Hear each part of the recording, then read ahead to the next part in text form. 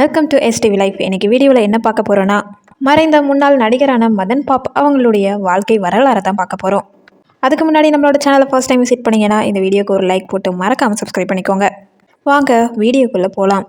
Madan pop என்ற மேடை பெயரால் பிரபலமாக அறியப்பட்ட எஸ் கிருஷ்ணமூர்த்தி அவர்கள் அக்டோபர் 19, 1953 வருஷத்தில் பிறந்திருக்காரு.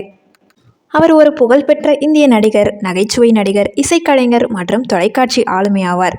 அவர் தமிழ் சினிமாவில் தனது பணிக்காக பரவலான அங்கீகாரத்தை பெற்றிருந்தவர். மதன் பாப் அவர்கள் குறிப்பாக அவரது வெளிப்படையான முகபாவனைகள், தனித்துவமான சிரிப்பு மற்றும் வீங்கிய கண்கள் ஆகியவற்றால் அறியப்படுவார். மூத்த நடிகர் காக்கா ராதாகிருஷ்ணன் அவர்கள் அவருடைய ரோல் மாடலாம். ஆகஸ்ட் 2, 2025 அன்று மதன் பாப் அவர்கள் தன்னுடைய 71வது வயசில் உடல் நலம் சிக்கல் காரணமாக சென்னையில் உள்ள அடையாறில் அவரோட வீட்டில் காலமாயிருக்காரு. அவருடைய மறைவுங்கிறது தமிழ் மக்களுக்கு மிகப்பெரிய இழப்பாக தான் இருக்குது. மதன் பாப் அவர்கள் ஒரு இசைக்கலைஞராக தனது கலைப்பயணத்தை தொடங்கினார். அவரோட சின்ன வயசுலேயே கிட்டார் வாசிக்க கற்றுக்கொண்டார். அதுக்கப்புறமா தனக்கென ஒரு இசைக்குழுவையுமே உருவாக்கிக்கிட்டாரு. நாடகங்களுக்கு பின்னணி இசையமைத்து இறுதியில் திரைப்படங்களுக்காகவுமே அவர் மாறினார்.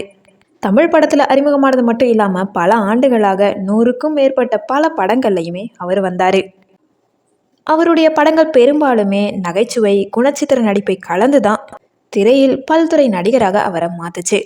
அவருடைய மறக்க முடியாத படங்கள்னு பார்த்தோன்னா Poove Unakkaga, Friends, Kandukondain, Youth, Villain, Pammal K Sambandam, Vasool ராஜா MBBS, இந்த மாதிரி பல படங்களை நம்ம சொல்லலாம். அதில் விஜய் அவர்கள், அஜித்குமார் மற்றும் கமல்ஹாசன் போன்ற முன்னணி நட்சத்திரங்களோட இவர் இணைஞ்சு நடிச்சிருக்காரு. சினிமாவை தவிர மதன் பாப் தமிழ் தொலைக்காட்சியில் நன்கு அறியப்பட்ட முகமாக இருந்தார்.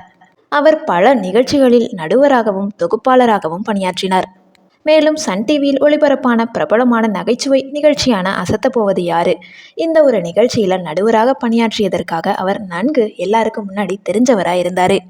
அவரோட நகைச்சுவையும் சரி, சிரிப்பும் சரி, எளிமையான நகைச்சுவையும் சரி அவரை வீட்டு பெயராகவே மாற்றுச்சு. மேலும் அவருடைய இருப்பு எப்போதுமே பார்வையாளர்களுக்கு மகிழ்ச்சியையும் சரி, மன நிறைவையுமே தான் கொண்டு தந்துச்சு.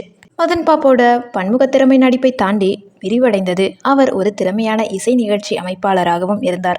அது மட்டும் இல்லாமல் மறைந்த பின்னணி பாடகர் SP பாலசுப்ரமணியன் போன்ற புகழ்பெற்ற கலைஞர்களை இந்தியாவுக்கு வெளியே உள்ள நாடுகளில் நிகழ்ச்சியை நடத்தியுள்ளார். தனது வாழ்க்கை முழுவதும் அவர் ஒரு அடக்கமான மற்றும் அடித்தளமான ஆளுமையாக இருந்தார்.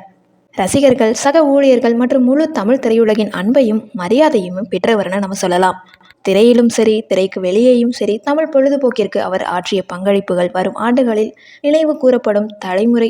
தலைமுறையாக பார்வையாளர்களுக்கு அவர் கொண்டு வந்த எண்ணற்ற புன்னகைகள் மூலம் மதன் பாப் அவர்களுடைய மரபு தொடர்ந்து வாழுதுன்னு தான் நம்ம சொல்லணும். அப்படிப்பட்ட மதன் பாப் அவர்களுடைய வாழ்க்கை வரலாறு உங்களுக்கு பிடிச்சிருக்கும்னு நினைக்கிறேன். இந்த பயோகிராஃபி உங்களுக்கு பிடிச்சிருந்துச்சுன்னா இந்த வீடியோக்கு ஒரு லைக் போட்டு கமெண்ட் பண்ணி மறக்காமல் சப்ஸ்கிரைப் பண்ணாமல் பார்த்துக்கிட்டு இருந்தீங்கன்னா ப்ளீஸ் சப்ஸ்கிரைப் பண்ணிக்கோங்க. தேங்க்யூ ஸோ மச் ஃபார் வாட்சிங்.